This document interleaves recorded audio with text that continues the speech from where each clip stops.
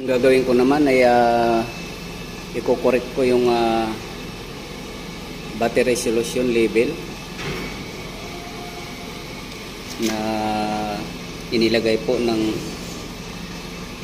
pinagbilhan namin ng battery na to. So masyadong mataas po yung level. So iwasan po natin yung mataas ang level dahil once na uminit siya ay tataas yung pag-angat ng tubig at tatapon po siya at sisirain po yung mga pinagpatungan nito, pati mga bakal na nasa tabi niya. Once na napatakan, so unti-unti po niyang sisirain. So magbabawas po tayo.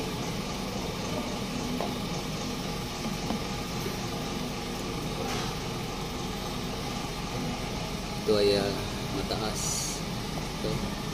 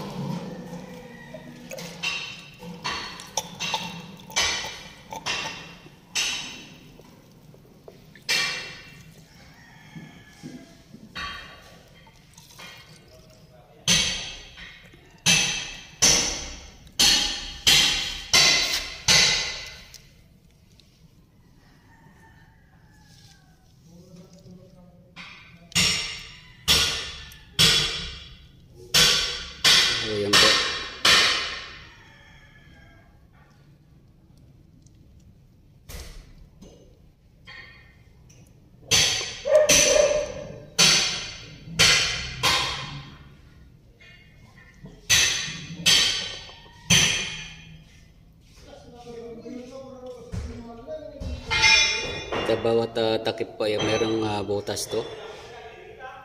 Ayan. So huwag po natin hayaan na matakpan itong mga butas na to dahil ano po to, ventilation po to. Singawan po yan habang umiinit yung battery. So dito siya sumisingaw. Yung iba po kasi ay minsan tinatabunan to. At kapag nalagyan po ng mga bara, yung mga puti, kaya dapat po nililinis to. Dahil singawan po siya para huwag uminit po yung battery. Lahat po to may mga butas to. Ayan. So iwasan po natin na mabarahan yan. Bali whole ventilation po to.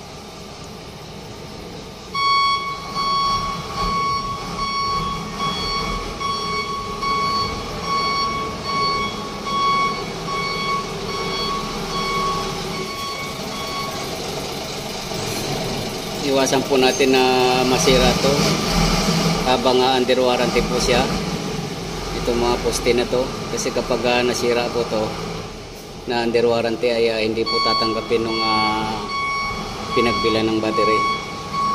So huwag po natin na hayaan na magkaroon ng problema to, kasi once na in-apply natin ng warranty ay hindi po tatanggapin.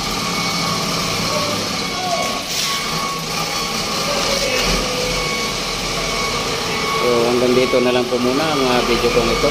Please like, subscribe na lang po, and hit notification bell para sa susunod na mga video. God bless all po.